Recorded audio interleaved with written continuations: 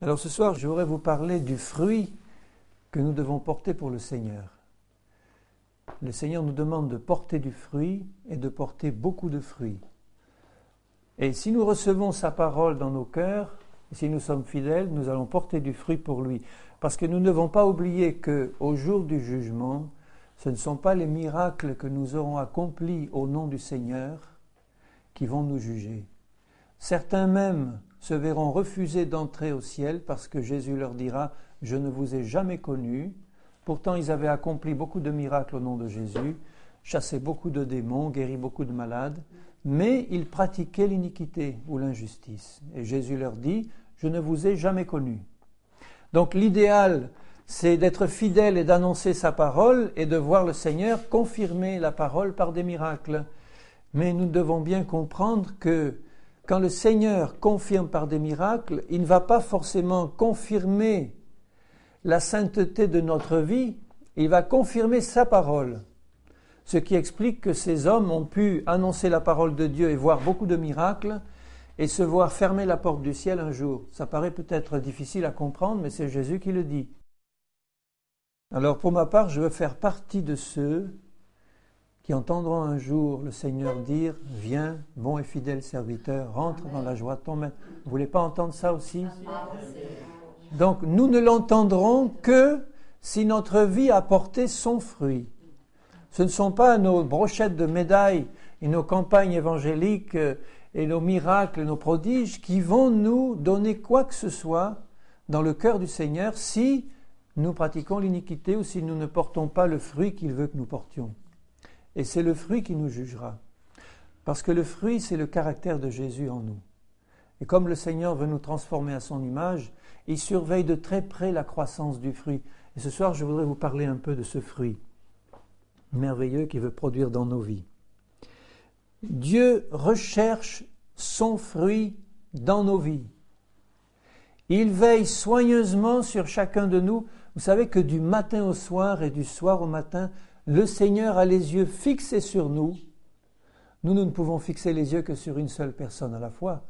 Mais le Seigneur, lui, dans sa toute-puissance, il fixe ses yeux sur chacun de ses enfants et sur chacun de ceux qui ont le cœur tout entier tourné vers lui. Il fixe les yeux sur eux. Et vous savez ce qu'il surveille dans nos vies ? La croissance du fruit. Il regarde comment se porte le fruit, comme un jardinier qui va tous les jours ou tous les matins dans son verger pour voir comment pousse le fruit. Il en prend un soin extrême, le Seigneur, parce qu'il sait que c'est ça qu'il va chercher dans nos vies. Beaucoup de fruits. Jésus nous dit aussi dans Matthieu 7, verset 16, à propos des faux prophètes, il dit, vous les reconnaîtrez à quoi ? À leurs miracles, à leurs prodiges, à leurs belles paroles, à leurs belles prédications. Non. Il dit, vous les reconnaîtrez à leurs fruits. Et mes bien-aimés, le Seigneur reconnaîtra les vrais et les faux chrétiens à leurs fruits. Ce n'est pas seulement les faux prophètes, mais c'est les vrais et faux chrétiens. Parce que dans l'Église visible de Jésus, le Seigneur seul connaît les siens. Ils sont partout les siens, dans toutes les églises. Dans tous les milieux, il y a des brebis du Seigneur. Et le Seigneur connaît les siens, tous ceux qui lui appartiennent, et il les reconnaît à leurs fruits. Parce que les fruits que nous portons, nous ne les portons pas par nos propres forces, nous les portons par la vie de Jésus qui coule en nous. Alors pour avoir un bon fruit, qu'est-ce qu'il faut ? Les agriculteurs parmi nous le savent, là, ou ceux qui s'occupent de jardins. Il faut un bon arbre ou une bonne semence. On va voir les exemples que prend Jésus. Il faut un bon arbre ou une bonne semence. Il faut un bon terrain.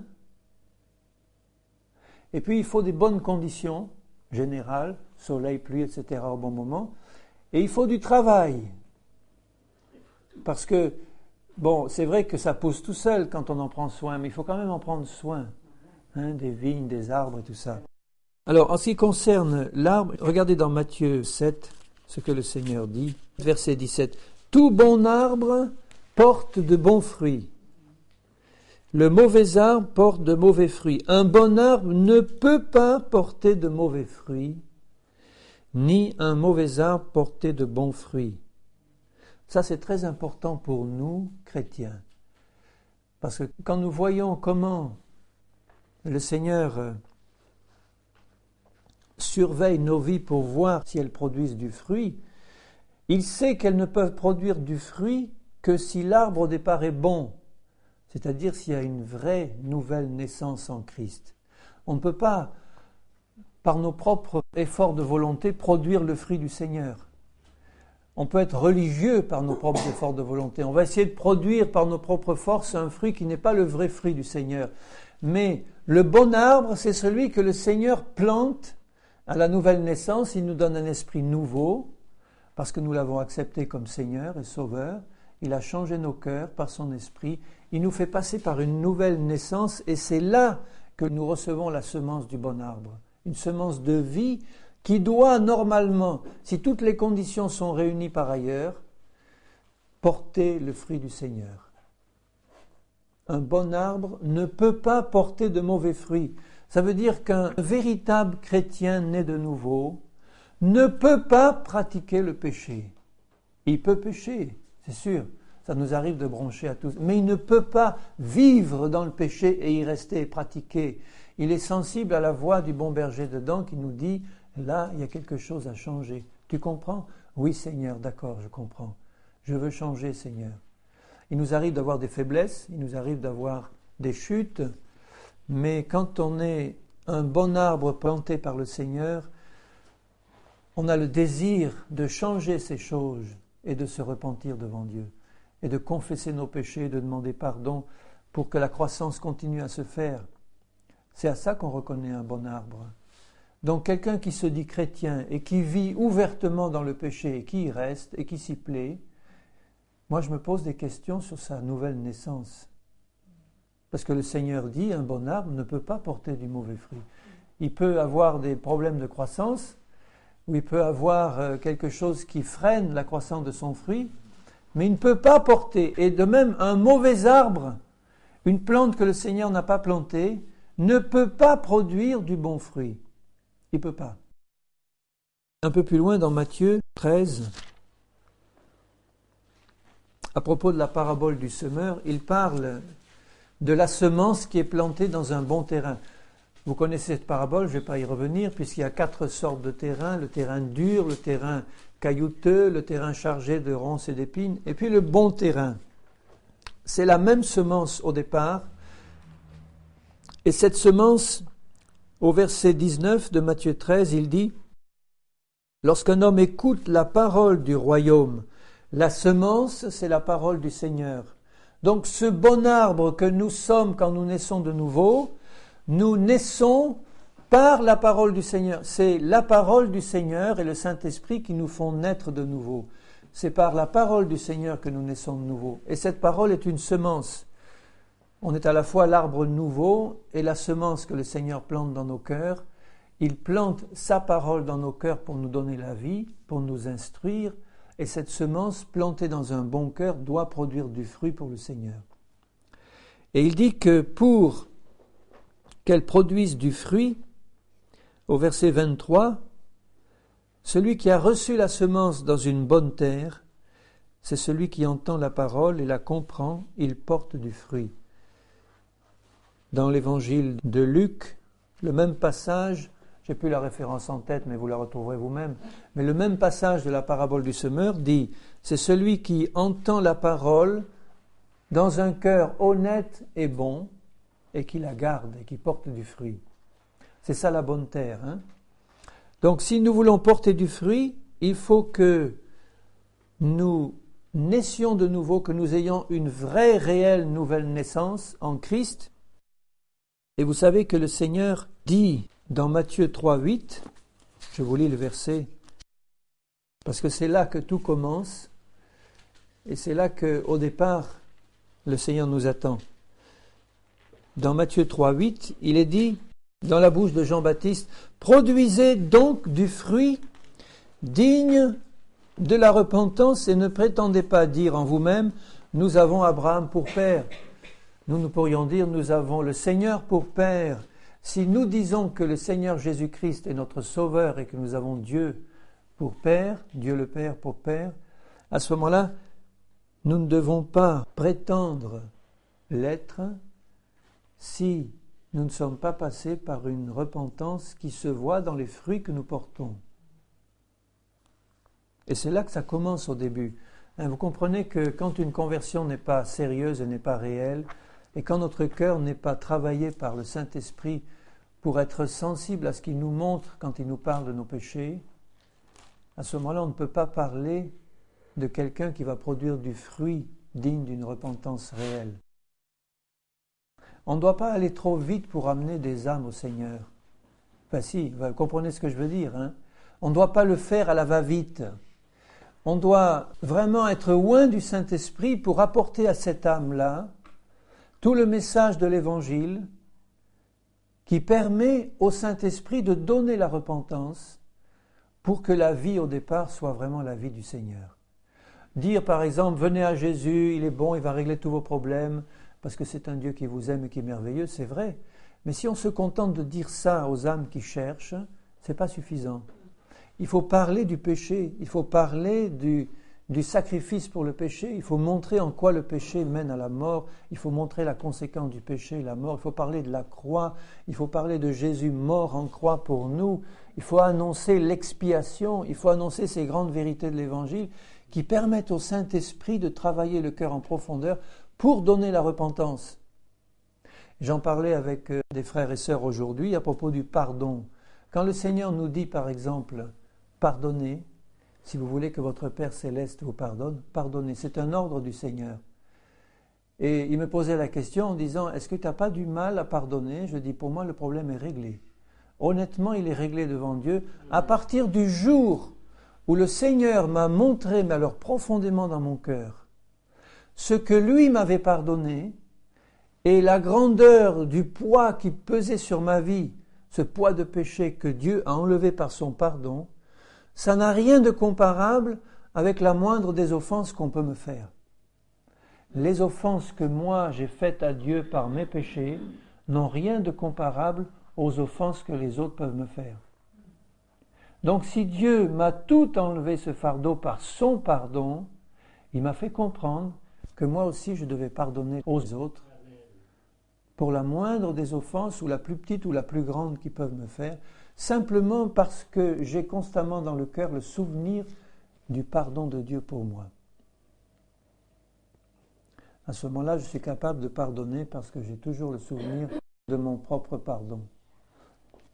Et je sais que Dieu a dit à ses enfants, si tu ne pardonnes pas, Dieu ton Père ne te pardonnera pas non plus tes péchés. Alors c'est ça la repentance, ça veut dire, Seigneur, de tout mon cœur, je te demande pardon parce que j'ai compris ce que c'est que le péché, cette révélation du péché, où ça mène, et ce que tu as fait sur la croix pour m'en délivrer. Et alors là, le Saint-Esprit me convainc, me pousse à la repentance, et là, j'apporte au Seigneur mes péchés dans un véritable esprit qui consiste à lui dire, Seigneur, j'ai compris où ça mène, Seigneur, je ne veux plus marcher dans le péché. Je veux que tu me révèles la grandeur de l'œuvre de Jésus à la croix qui m'a libéré de ce fardeau pour toujours. Et il y a beaucoup de chrétiens qui n'ont pas été libérés du fardeau du péché.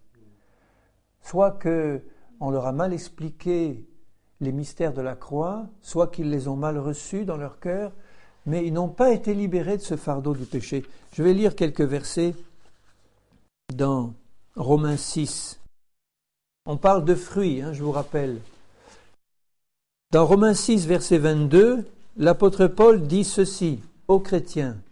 Il leur dit, maintenant, étant affranchis, en bon français, ça veut dire, puisque vous êtes maintenant libérés du péché et devenus esclaves de Dieu, vous avez pour fruit la sainteté et pour fin la vie éternelle. On a déjà reçu la vie éternelle, mais on a pour fin, c'est le ciel qui nous attend. Mais vous voyez comment il parle au passé, il dit, puisque vous, chrétiens, vous avez été libérés du péché. On a été libérés de l'esclavage du péché. Et vous êtes devenus esclaves de Dieu, vous avez pour fruit la sainteté. Vous ne pouvez pas manquer de produire en vous la sainteté si au départ vous avez compris par la révélation du Saint-Esprit que déjà maintenant tu es libéré de l'esclavage du péché par le sacrifice de Jésus. Le Saint-Esprit te l'a montré et tu n'es plus là en disant devant le Seigneur, « Seigneur, je suis un misérable pécheur, une misérable pécheresse, je ne m'en sors pas, Seigneur. » Non, tu ne dis plus ça. Quand tu pèches, tu le reconnais devant Dieu et tu le confesses et tu reçois ton pardon. Mais tu n'es plus, aux yeux du Seigneur, un misérable pécheur. Tu es un ancien misérable pécheur qui a reçu la vie du Seigneur et qui a été affranchi par Jésus de l'esclavage du péché pour devenir esclave de Dieu, c'est-à-dire obéissant de tout cœur au Seigneur. Et ça se fait par la foi dans la parole de Dieu. Si le Seigneur dit qu'en Christ tu es mort et ressuscité, tu es mort à ta vie passée, à ta vieille nature, et tu es ressuscité à une vie nouvelle, c'est un mystère que je reçois par la foi. Jésus dit que c'est ça, je l'accepte, Seigneur. Quand tu es mort, je suis mort avec toi. Donc toute ma vieille nature de péché, toute mon ancienne vieille nature, elle est morte avec toi. J'ai été libéré au moment où tu es mort par ta mort, et moi mort en toi, de l'esclavage du péché. Si je pêche encore, je le reconnais devant le Seigneur. Je dis, Seigneur, j'ai oublié que j'étais libéré de l'esclavage. J'ai encore mis le pied dans l'engrenage et je me suis laissé prendre. Je t'en demande pardon, Seigneur. Que le sang de Jésus me lave maintenant. Mais fondamentalement, je sais que j'ai été libéré. Malgré cette faiblesse que je viens de commettre, Seigneur, dans mon cœur, je n'oublie jamais que tu m'as libéré de l'esclavage du péché. Que ma vieille nature de péché, elle est morte et enterrée en toi. Et que je suis devenu esclave de Dieu. Esclave, c'est un terme très fort. C'est vraiment le terme du texte original. Esclave, ça ne veut pas dire que Dieu nous traite comme un maître dur qui traite ses esclaves sur la terre. Ça veut dire simplement, de tout mon cœur, je t'ai donné toute ma vie pour te servir jusqu'à mon dernier souffle et jusque dans l'éternité. C'est ça que Dieu veut. Des hommes et des femmes qui ont compris qu'il y avait une coupure complète entre leur vie passée et leur vie présente en Christ, malgré leurs faiblesses actuelles, leurs difficultés, etc. Le Seigneur travaille, mais ils ont compris que par la mort de Jésus, il y avait une coupure complète et que maintenant, ils ont consacré toute leur vie pour devenir esclaves d'un Dieu d'amour. C'est pas pénible d'être esclave de Jésus. C'est pénible d'être esclave de Jésus. Mais Jésus veut des esclaves, dans le bon sens du terme. Il veut des amis, des serviteurs, des hommes et des femmes qui lui donnent tout leur cœur pour le servir. Alors là, on peut parler de fruits. Et il est dit à ce moment-là, si c'est ça, d'accord, si tu as compris que c'est ça, tu as pour fruit la sainteté. Que tu veilles ou que tu dormes, le Saint-Esprit en toi fait grandir ce fruit de sainteté de la même manière que tu veilles ou que tu dormes dans ton jardin, ton arbre fruitier est en train de produire son fruit, tout seul, parce qu'il y a la vie en lui, de sa propre nature. Tu en prends soin, mais lui, la vie qui est en lui, produit le fruit. Le don gratuit de Dieu, c'est la vie éternelle en Jésus. Dans Romains 7, juste à côté, au verset 4, il dit « De même, mes frères, vous aussi, vous avez été par le corps de Christ mis à mort en ce qui concerne la loi, l'esclavage de la loi et des commandements. Vous avez été mis à mort à tout ça, afin que nous portions des fruits pour Dieu. » Alors écoute bien ceci, ça veut dire que tu as été libéré de l'esclavage du péché, mais tu as été libéré de l'esclavage de la loi. Qu'est-ce que c'est que la loi? C'est les commandements. Fais ça, ne fais pas ça. Il y a des églises qui sont dominées par la loi encore. On leur dit, voilà ce qu'il faut faire, pas faire, tu vas prendre ça, pas prendre ça. Et alors, bien sûr, on le reçoit comme parole de Dieu, mais on ne le reçoit pas comme une vie de Dieu qui coule en nous, on le reçoit comme des commandements légalistes, et ça ne peut pas produire le fruit, puisqu'il dit, tu as été libéré de l'esclavage de la loi. Ça veut dire que tu ne vas pas obéir à la loi par un commandement qui t'est donné et auquel tu vas t'efforcer d'obéir. Tu vas obéir à la loi par la vie de Jésus qui est dans ton cœur et qui coule et qui te fait produire le fruit du Saint-Esprit. Et alors là, tu vas produire ce fruit parce que tu es fidèle au Seigneur. Et seulement à cette condition, tu vas produire du fruit.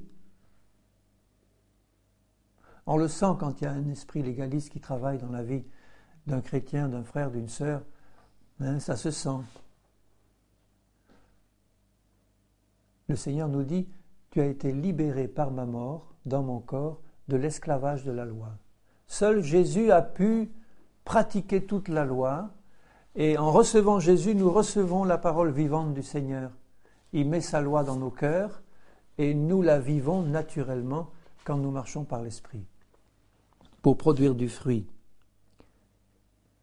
Alors ça veut dire, pour porter du bon fruit, je résume encore, il faut donc une bonne semence, on l'a. C'est la semence par laquelle nous avons été régénérés. Il faut que nous gardions cette semence avec un cœur honnête et bon, par la foi en ce que Jésus a accompli pour nous. Et il faut rester attaché au Seigneur en permanence pour que sa vie coule en nous pour nous faire produire ce fruit. C'est la parabole du cep et des sarments. Si le sarment reste attaché au cep, le cep qui est un bon arbre, il ne peut pas avoir de meilleur arbre puisque c'est le Seigneur lui-même. C'est l'arbre de vie, c'est le Seigneur. Nous sommes attachés à cet arbre de vie qu'est le Seigneur, et tant que nous sommes attachés au Seigneur bien fermement, la vie qui est dans le cep coule dans les sarments et lui fait produire son fruit. Dans le psaume 92, je vais vous lire un verset. À la fin du psaume 92, au verset 13, « Les justes croissent comme le palmier, ils s'élèvent comme le cèdre du Liban, plantés dans la maison de l'Éternel, ils prospèrent dans les parvis de notre Dieu, ils portent encore des fruits dans la vieillesse, ils sont pleins de sève et verdoyants, pour faire connaître que l'Éternel est juste, il est mon rocher, il n'y a point en lui d'iniquité. » Donc quand tu es planté dans la justice de Dieu, dans Dieu lui-même qui est juste, la sève de Dieu, qui est pure, qui est sainte, va couler en toi et va te faire produire un fruit de justice et de sainteté. Tu restes planté dans les parvis de Dieu, tu ne bouges pas de la maison de l'Éternel, et la vie du Seigneur coule en toi pour te faire produire du fruit. Reste attaché au Seigneur, comme le sarment est attaché au cep. Comment est-ce qu'on peut rester attaché au Seigneur? D'abord en ayant reçu sa vie au départ, et quand on a goûté combien le Seigneur est bon, on a envie, moi j'ai envie de le connaître davantage, de rester attaché à lui, et de lui dire, Seigneur, tu es tout pour moi, tu es ma vie, tu es tout pour moi, tu as tout fait pour moi, tu es tout pour moi, tu es la porte qui mène au ciel, tu es le chemin, tu es la vérité, tu es la vie. Je ne veux connaître rien d'autre que toi, Seigneur, parce que tu m'ouvres la porte du ciel. C'est toi qui me fais connaître le Père, c'est toi qui me remplis du Saint-Esprit. C'est à toi, Jésus, que je veux rester attaché. Et si nous lisons dans Jean 15, à propos de cette parabole du cep, il dit, au verset 8, Jean 15, 8, « Si vous portez beaucoup de fruits, c'est ainsi que mon Père sera glorifié et que vous serez mes disciples. Si quelqu'un ne demeure pas en moi, il vient de dire au verset 6, il est jeté dehors comme le sarment, il sèche. Ensuite, on ramasse ces sarments, on les jette au feu et ils brûlent. Vous voyez, c'était un sarment qui était attaché au départ au cep, qui n'est pas demeuré attaché au cep, et il a séché et il a fini au feu. Tandis que le sarment, lui, qui reste attaché au cep, il produit du fruit. Il suffit simplement de le tailler au bon moment et de la manière convenable pour qu'il produise beaucoup de fruits. Ça, c'est l'œuvre du Seigneur, c'est pas la nôtre. La nôtre, c'est de rester attaché à lui. Dans Jérémie 17, au verset 7, Jérémie 17, 7, « Béni soit l'homme qui se confie dans l'Éternel et dont l'Éternel est l'espérance. Il est comme un arbre planté près des eaux, qui étend ses racines vers le courant. Il n'aperçoit point la chaleur quand elle vient, son feuillage reste vert.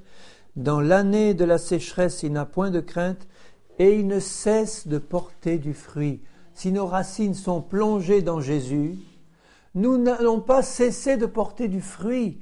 Notre feuillage reste vert jusque dans la blanche vieillesse et jusqu'au dernier jour, nous allons porter du fruit à la gloire du Seigneur. Mais vous voyez la condition, rester un arbre planté près de l'eau. L'eau, c'est le Saint-Esprit, l'eau, c'est la parole du Seigneur, l'eau, c'est le Seigneur lui-même. Je reste planté en toi, Seigneur. Mes racines plongent en toi, dans ta parole, dans ton esprit. Et là, toi, tu fais le reste.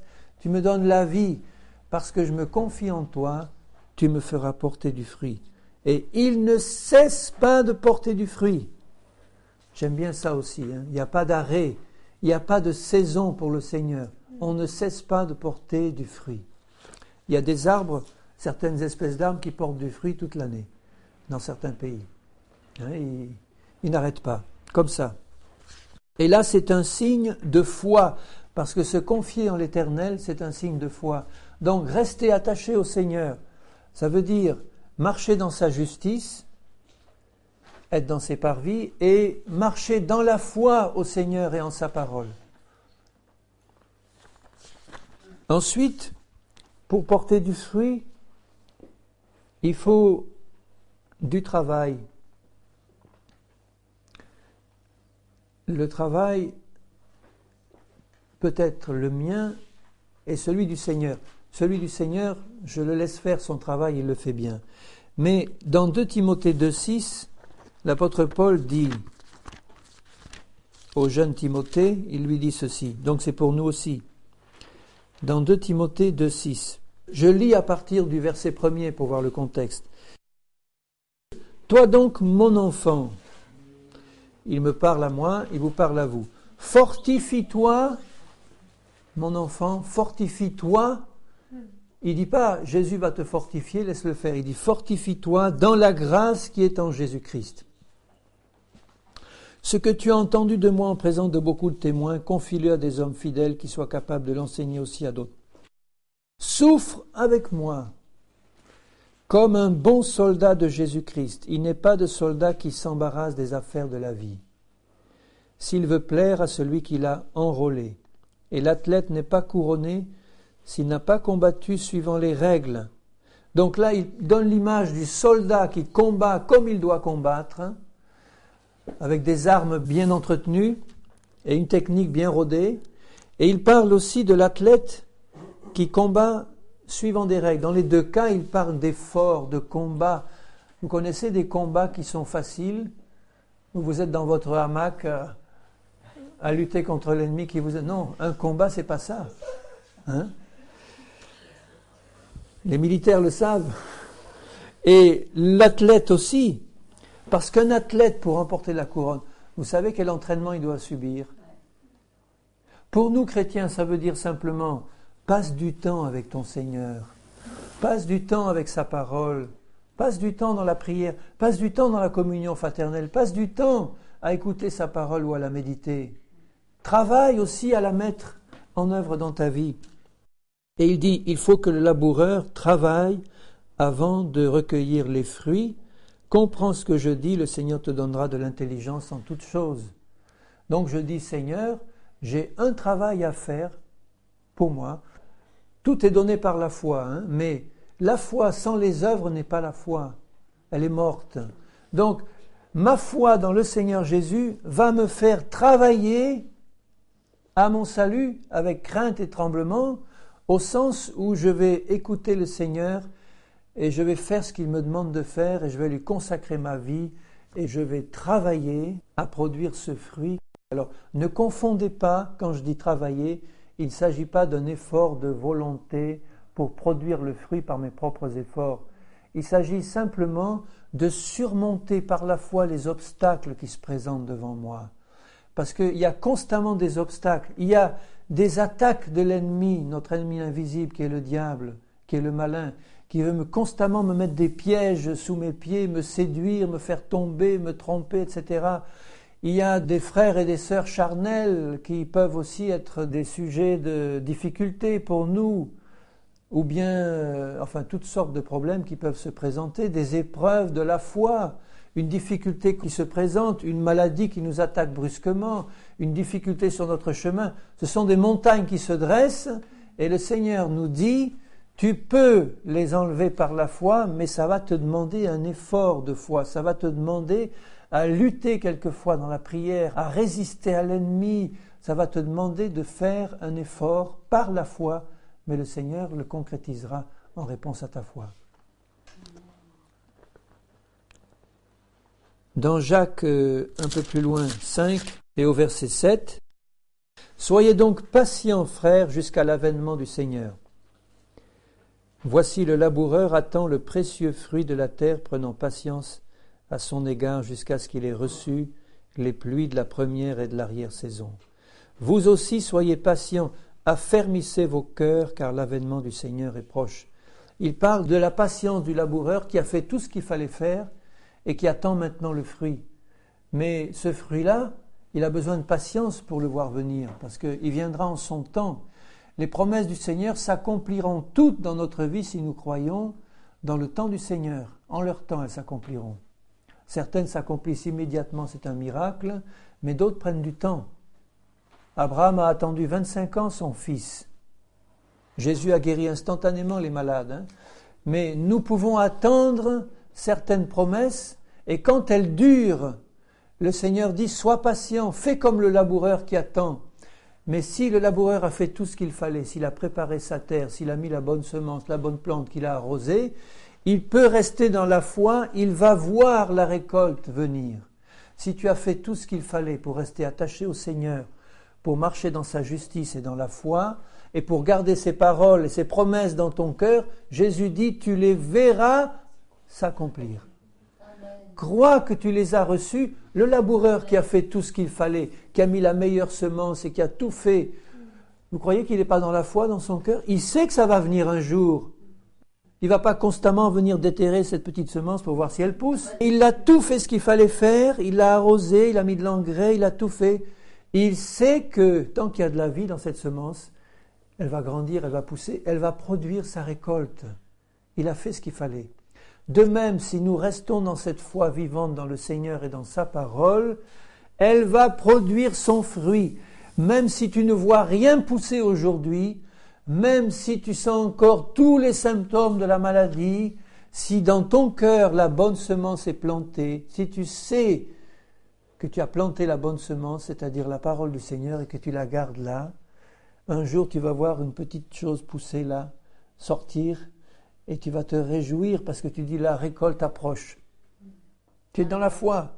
Quand tu verras la petite pousse sortir, déjà la récolte est faite. Elle va grandir, mûrir et tu vas la récolter un jour. Alors ça, c'est mon travail à moi. Mais il faut aussi accepter le travail de Dieu. Dieu est le jardinier aussi qui s'occupe de son arbre. Et le jardinier, il fait deux choses. D'abord, dans Jean 15, il taille, il émonde. Je le relis. Dans Jean 15, il est dit au verset 2, « Mon merveilleux Père céleste, c'est le vigneron. Tout sarment qui est en moi et qui ne porte pas de fruit, il le retranche. » Vous voyez l'importance de porter du fruit. Mais tout sarment qui porte du fruit, il l'émonde afin qu'il porte plus de fruits encore. Et ça, c'est la sagesse et la science de Dieu mon Père. C'est pas moi qui vais m'émonder moi-même, c'est le Seigneur mon Père qui va émonder, c'est-à-dire couper exactement au bon endroit ce qu'il faut, parce qu'il sait que c'est là qu'il faut couper pour que le fruit vienne. Il ne va pas couper à côté, il va couper exactement ce qu'il faut. Il va retrancher les choses qui sont inutiles et qui vont empêcher le fruit, ou les gourmands, ou toutes les choses qui empêchent le fruit de pousser. Le Seigneur sait le faire, et ce sont des choses qu'il fait avec amour et avec patience, et qui peuvent faire mal dans nos vies, parce que quand il taille, ça fait mal, on ne se rend pas compte, on ne voit pas encore le fruit, mais le Seigneur sait qu'il doit pousser sur ce sarment-là, il va tailler à côté quelque chose d'inutile, de mort, qui ne produit pas, et ça fait mal quand le Seigneur émonde, mais on doit le laisser faire parce que ça va porter du fruit. Et pour nous, chrétiens, être émondés, ça veut dire passer par des difficultés ou des épreuves qui sont permises par le Seigneur et qui vont éliminer les choses qui ne produisent pas de fruits dans nos vies. Il va nous associer, par exemple, avec un chrétien ou une chrétienne impossible pour nous, difficile à supporter, qui va servir de sécateur entre les mains du Seigneur pour nous émonder. On aimerait bien être toujours avec des frères et des sœurs charmants, gentils, qui nous font du bien toute la journée, mais c'est pas ça que le Seigneur veut constamment. Il veut évidemment nous donner une communion fraternelle paisible et joyeuse, mais il va se servir de ces instruments-là pour nous émonder et pour enlever ce qui ne produit pas de fruits ou enlever ce qui est mauvais et qui risquerait de gêner le beau fruit qu'il veut produire en nous. Il y a aussi dans Hébreux 12, 11, c'est un peu la même idée, mais c'est plus sévère là. Hébreux 12, 11. Il est vrai que tout châtiment semble d'abord un sujet de tristesse et non de joie, mais il produit plus tard pour ceux qui ont été ainsi exercés un fruit paisible de justice. Le Seigneur sait, heureusement pour nous, que quelquefois nous avons besoin d'être corrigés comme un père corrige ses enfants. Ça, c'est pas émondé, mais ça va un peu plus loin. Ça veut dire que nous avons fait quelque chose qui n'allait pas, ou nous avons une tendance que le Seigneur n'aime pas. Il nous a parlé une fois, deux fois, en nous disant, écoute, corrige-toi toi-même, sinon je vais être obligé de te corriger. Et si nous faisons la sourde oreille, le Seigneur va dire, bon, je le fais moi-même. Il va me corriger en me faisant passer par une épreuve qui sera une correction et qui va me faire réfléchir, parce qu'une correction, normalement, ça fait mal. C'est prévu pour ça. Une correction qui est une caresse, on ne va pas comprendre la leçon. Mais le Seigneur, en bon Père, exactement comme il faut, va nous corriger pour nous faire produire un fruit paisible de justice. Vous savez, quand on a été corrigé par le Seigneur et qu'on a vu à quel point ça faisait mal, on n'a pas envie d'y revenir. Et on sait qu'il nous a corrigés parce que nous n'avons pas voulu écouter sa voix pour faire ce qu'il nous demandait. Alors le Seigneur ne nous rejette pas dans ce cas-là, on est ses enfants. Mais il va nous corriger. On va passer à la moulinette du Seigneur et on va en ressortir brisé. Et là, le parfum du Seigneur va pouvoir se répandre. On produit un fruit paisible de justice. Mais on peut éviter la correction du Seigneur, comme dans 1 Corinthiens 11 le dit, si nous nous jugions nous-mêmes, nous ne serions pas jugés. Si nous nous examinons nous-mêmes à la lumière du Seigneur et de sa parole, il n'aura pas la nécessité de nous juger par une correction. On peut éviter les corrections du Seigneur. Mais pas toutes, parce qu'on manque souvent de discernement. Le Seigneur sait ce qu'il fait. Alors si ces conditions générales sont remplies, je les rappelle rapidement, c'est-à-dire une vraie nouvelle naissance au départ, avec une vraie repentance, qui reste d'ailleurs tous les jours de notre vie. Ensuite, que nous restions constamment attachés à Jésus qui est le cep, que nous faisions notre travail et que nous laissions le Seigneur faire son travail, puisque lui sait ce qu'il faut faire, nous allons produire du fruit. Et ce fruit nous est décrit dans quelques versets que je vais lire avec vous.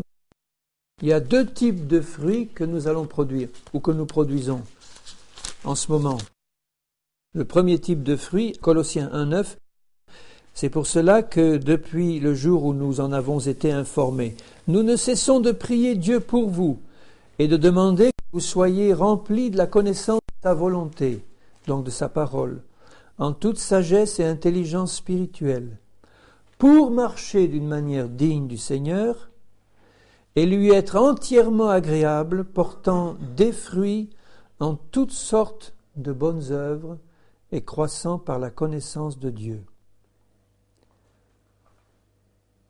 Alors voyez que nous porterons des fruits en toutes sortes de bonnes œuvres, il dit, si nous restons attachés au Seigneur, si nous recevons de lui la révélation de sa parole et de ce qu'il nous demande de faire, en toute intelligence, etc., et que nous marchons d'une manière digne du Seigneur, nous allons porter des fruits en toutes sortes de bonnes œuvres. Donc le premier type de fruit que nous allons produire, et qui va nous permettre de constater d'ailleurs si notre vie est bien plantée dans le Seigneur, et les autres vont le voir aussi, c'est toutes les bonnes œuvres que je vais produire dans ma vie, afin que le Seigneur va me faire produire. Toutes sortes de bonnes œuvres. Quelles sont ces bonnes œuvres ? C'est toutes les actions de bonté et de justice que le Seigneur nous demande de faire, comme les bonnes œuvres de Jésus. Et ça va jusqu'à intercéder pour mon frère, pour ma sœur, guérir les malades, chasser les démons de ceux qui en ont besoin, mais c'est aussi des bonnes œuvres de justice, de bonté, toutes sortes de bonnes œuvres qui sont produites dans ma vie. Des actions justes et bonnes. Alléluia. Le deuxième type de fruits, c'est ceux qui sont décrits dans Galates 5, 22. C'est ceux qui touchent à notre caractère. D'ailleurs, l'un et l'autre sont liés. Si notre caractère devient semblable de plus en plus au caractère de Jésus, nous allons produire de plus en plus les bonnes œuvres dont il parle.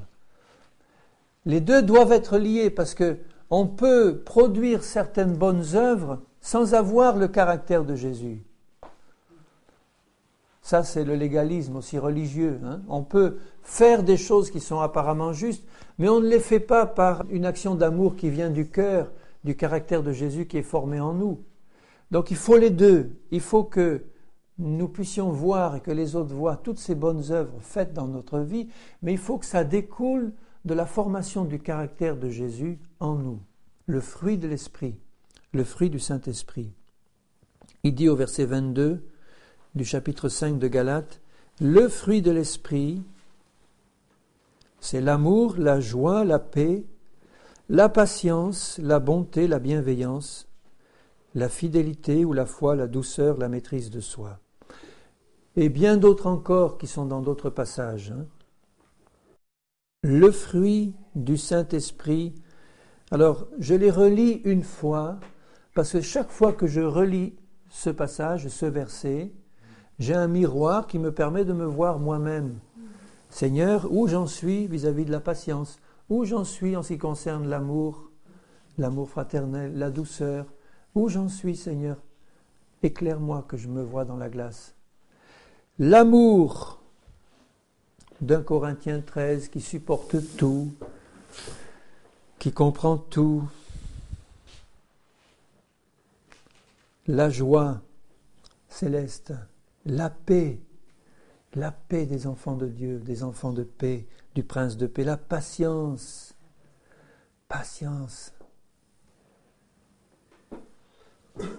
la douceur,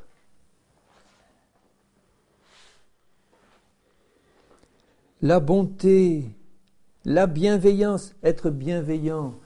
Toi, quelqu'un vient te trouver, a priori tu es bienveillant, même si tu as roulé 10 fois.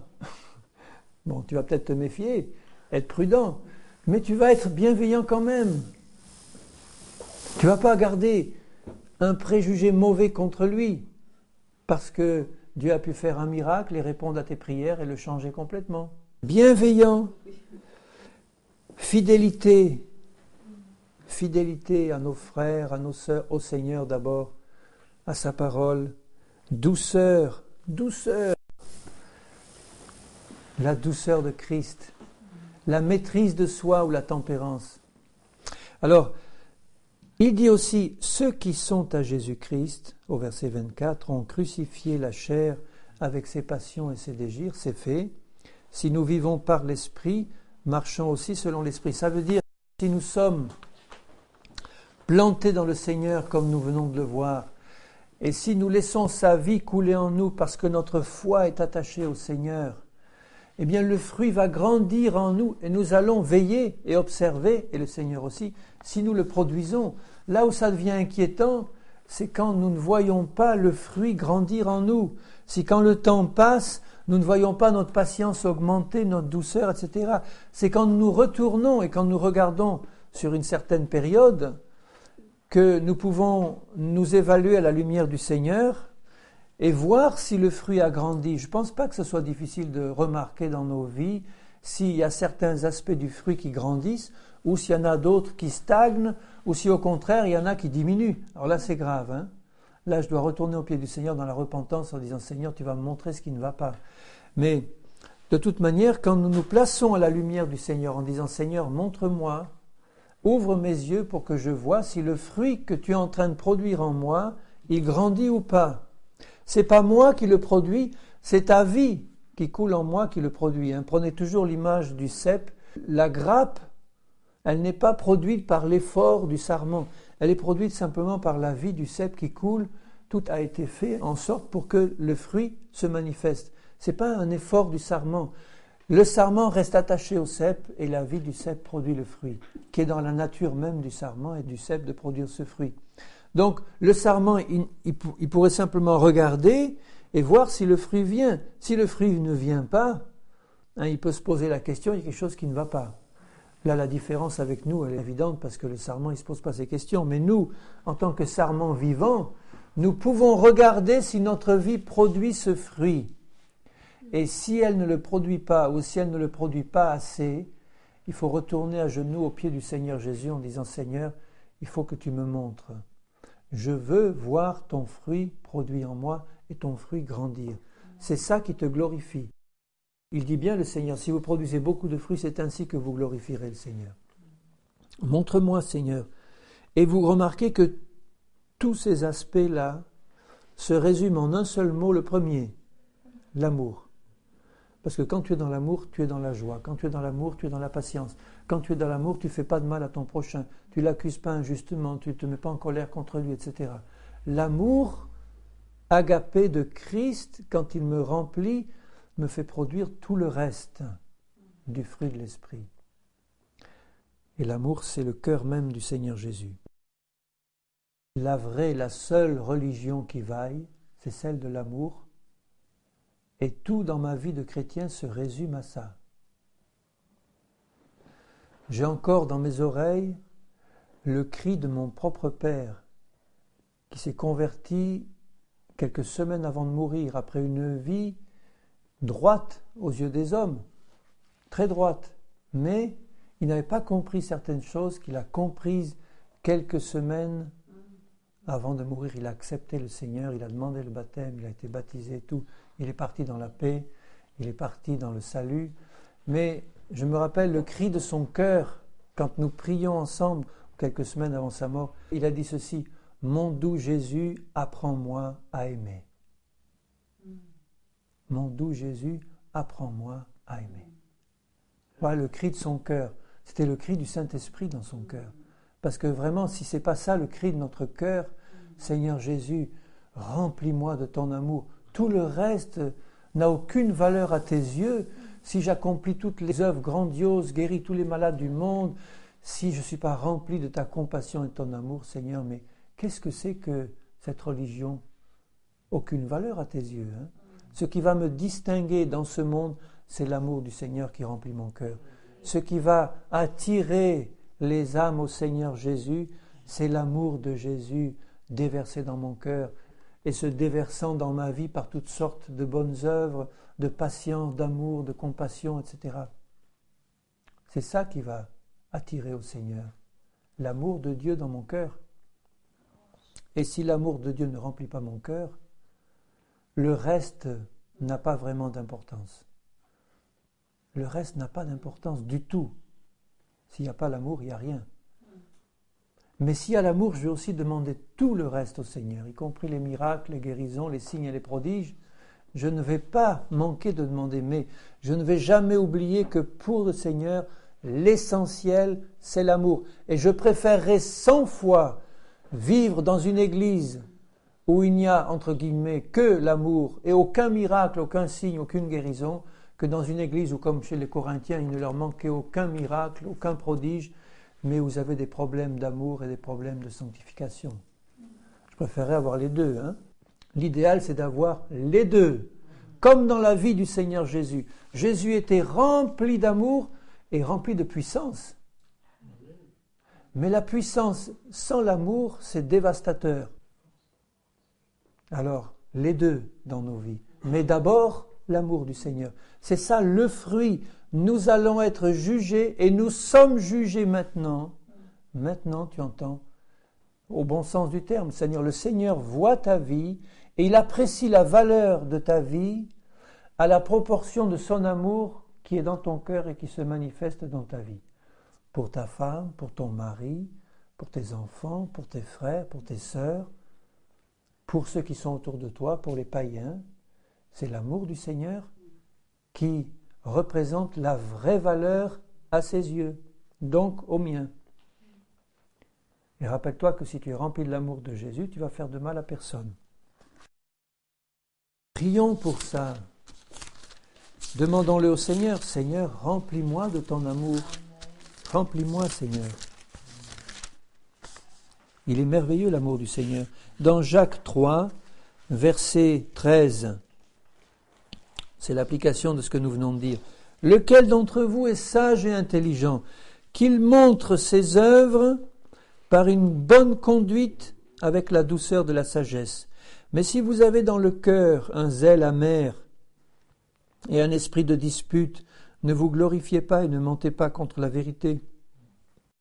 Cette sagesse n'est pas celle qui vient d'en haut.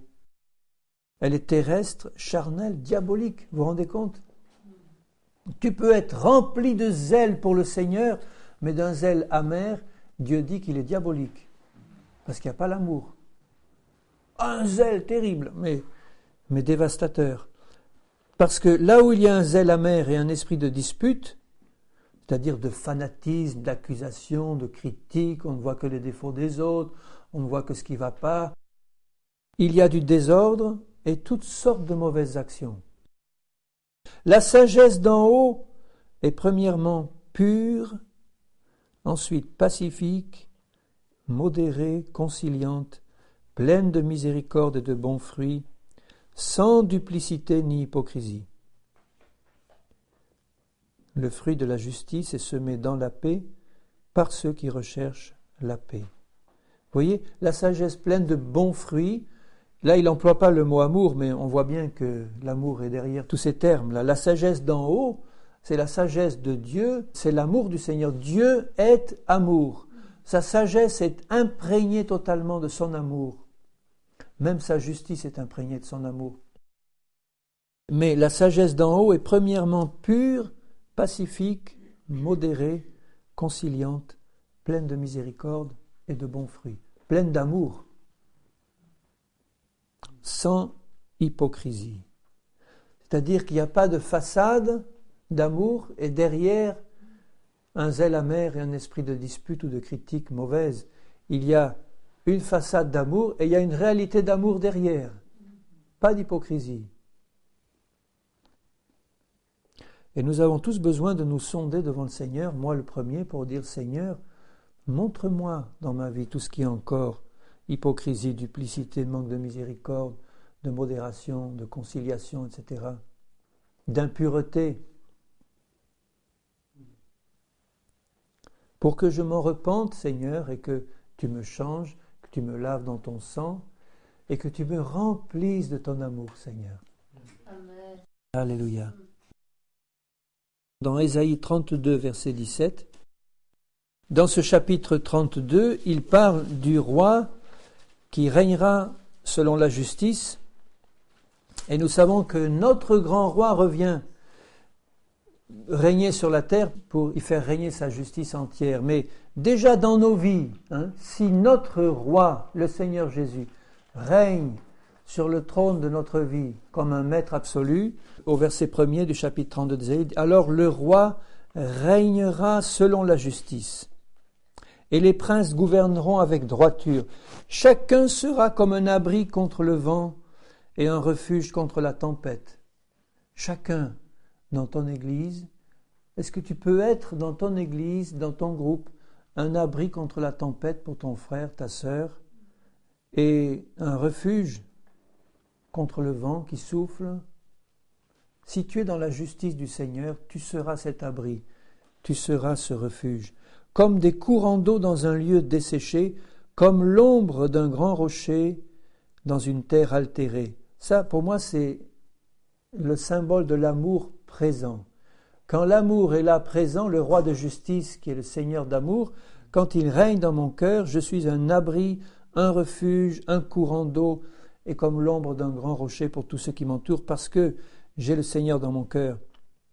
Les yeux de ceux qui voient ne seront plus bouchés, les oreilles de ceux qui entendent seront attentives, etc., etc. Et il dit un peu plus loin, au verset 15, il vient de dire « Jusqu'à ce que l'Esprit soit répandu d'en haut sur nous, et que le désert se change en verger, et que le verger soit considéré comme une forêt », c'est-à-dire que quand nous sommes visités par cet Esprit du Seigneur qui nous remplit de sa justice et de son amour, alors la droiture habitera dans le désert, la justice aura sa demeure dans le verger, et l'œuvre de la justice sera la paix, et le fruit de la justice, le repos et la sécurité pour toujours. Mon peuple habitera dans le séjour de la paix, dans des habitations sûres, dans des asiles tranquilles. Le fruit de la justice sera le repos et la sécurité pour toujours. au milieu des combats, au milieu des difficultés, au milieu des épreuves, ton cœur est affermi par la justice de Dieu qui est en toi, il est rempli d'amour, il est rempli de foi, et le fruit de cette justice, c'est le repos et la sécurité pour toi et pour tous ceux qui seront à l'ombre de ce grand rocher, parce que le Seigneur est ton rocher, il est en toi. Le repos et la sécurité pour toujours, dans le séjour de la paix. Alléluia. Alors, l'action du Saint-Esprit en nous se traduit toujours par une augmentation de l'amour et de la sainteté. Il y a une séduction dont j'ai entendu parler il y a quelques jours, qui circule pas mal en ce moment, qui dit que lorsque nous sommes visités par l'onction du Seigneur, ça fait ressortir tous les défauts qui se manifestent à ce moment-là, parce qu'il faut que ça se manifeste pour que ça finisse par sortir. C'est une fausse doctrine et c'est une séduction épouvantable, parce que sinon on est dans une confusion absolue. À ce moment-là, tous ceux qui vont être de plus en plus méchants et mauvais dans leur caractère, on dira « Ah, ils sont visités par le Seigneur, ils sont en train d'évacuer tout ce qu'il y a de mauvais, donc ils le manifestent dans leur vie, alors ils deviennent pire et pire, et c'est un signe que le Seigneur est en train de travailler. » C'est exactement le contraire.